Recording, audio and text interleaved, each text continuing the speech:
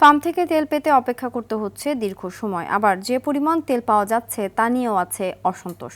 গ্রাহকদের অভিযোগ, তেল সংকটের ভোগান্তি কমছে না। সরবরাহ ঘাটতির দাবি করে তেল বিক্রি বন্ধ রেখেছে রাজধানীর অনেক পাম্প। সরকারের নানা পদক্ষেপের পরও গ্রাহকরা বলছেন কমেনি, ভোগান্তি উল্টো আরও বাড়ছে।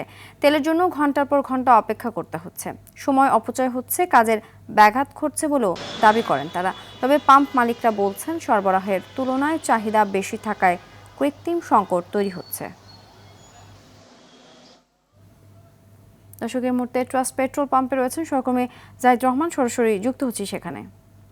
জাহিদ, পেট্রোল পাম্পগুলোতে আজকের পরিস্থিতি কেমন দেখছেন?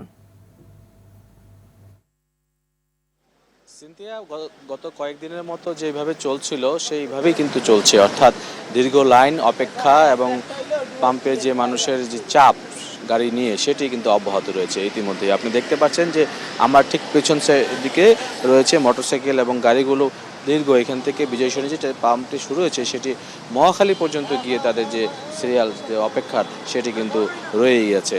এবং আমরা পাম্পগুলো দেখতে পাচ্ছি যে এখানে মোটরসাইকেলে যারা তেল নিতে আসছেন তাদেরকে 1000 টাকার এবং অন্যান্য বাহন যেগুলো রয়েছে সেগুলো 3500 টাকা 3500 টাকার তেল সরবরাহ করছেন।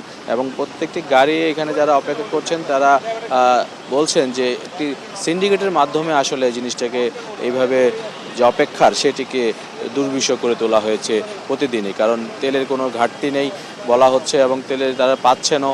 এছাড়া বিশ্বতেও যুদ্ধেরও অবস্থা স্থিতিশীল হচ্ছে, তারপরেও কেন কমছে না সেটি তারা বুঝতে পারছেন না। তাই তারা বলছেন যে সিন্ডিকেটকে দায়ী করে, যে সিন্ডিকেটের বিরুদ্ধে সরকার যদি ব্যবস্থা নেয়, যারা মজুত করেছেন বা যারা দাম বাড়বে এই আশঙ্কা থেকে তেল সংগ্রহ করে রেখেছেন তাদের বিরুদ্ধে যেন কঠোর ব্যবস্থা নেওয়া হয় এবং তদারকির মাধ্যমে আসলে যে এই ব্যবস্থা স্বাভাবিক পরিস্থিতি সেটি যেন সৃষ্টিতে সরকার নজর দেয়, সেই বিষয়টি তারা বলছেন। সিনথিয়া, ধন্যবাদ।